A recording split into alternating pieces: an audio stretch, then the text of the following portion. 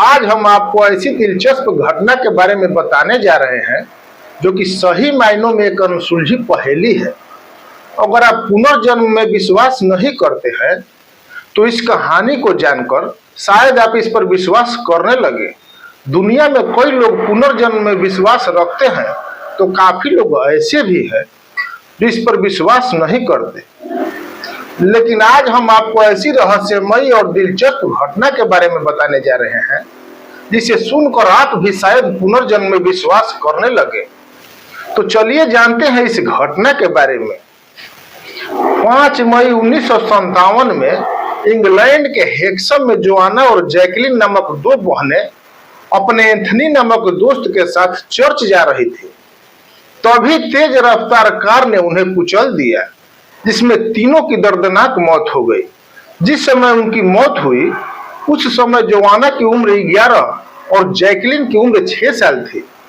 बच्चियों के माता पिता फ्लोरेंस और जॉन पोलक पर उनकी मौत का इतना गहरा असर पड़ा कि दोनों ही उनकी मरने की बात को स्वीकार नहीं कर पा रहे थे। वो हमेशा बस एक ही बात कहते कि उन्हें किसी भी कीमत पर उनकी बेटियां वापस चाहिए।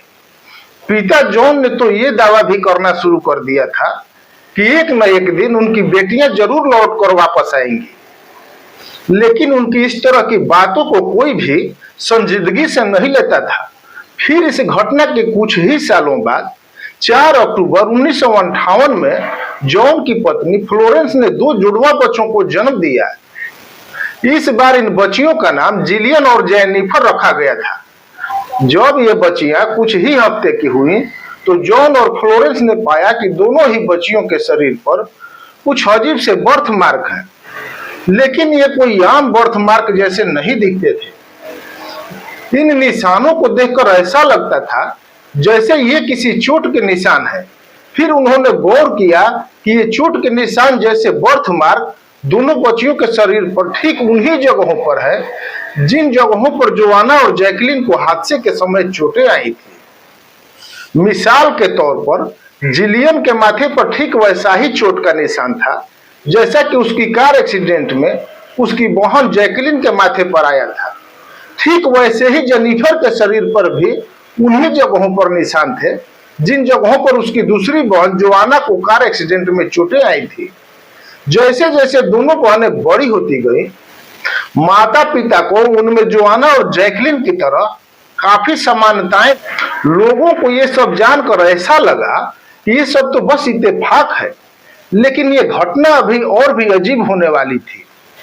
जैसे ही ये कुछ महीनों की हुई तो परिवार व्हिटली बे में शिफ्ट हो गया।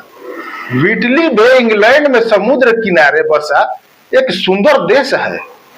फिर जब दोनों 4 साल की हुई तो परिवार वापस हेक्सम शहर लौट आया। हेक्सम शहर वापस लौटने के कुछ समय बाद से ही कुछ ऐसी घटनाएं होने लगी जिसे देखकर हर कोई हैरान था। दरअसल जिलियन और जेनिफर जब भी सड़क पर किसी कार को देखती थी तो काफी घबरा जाती थी, जोर जोर से चीखने लगती थी कि वो कार हमें कुचलने आ रही है। एक दिन जॉन के दोनों बहनों को जोआना और जैकलिन के पुराने खिलौने खेलने के लिए दिए गए। जॉन और फ्लोरेंस उस समय हैरत में पड़ गए जब दोनों बच्चियों ने खिलौनों को देखते ही उन्हें उन नामों से पुकारने लगी जो नाम खिलौनों को जोआना और जैकलिन ने दिए थे। बता दें, जॉन और फ्लोरेंस ने जिलियन और जेनिफर को उनकी मरी हुई बहनों के बारे में कुछ भी नहीं बताया था। इतना ही नहीं, उन दोनों बच्चियों को उस स्कूल का नाम भी पता था जिस स्कूल में जोआना और जैकलिन पढ़ा करती थी।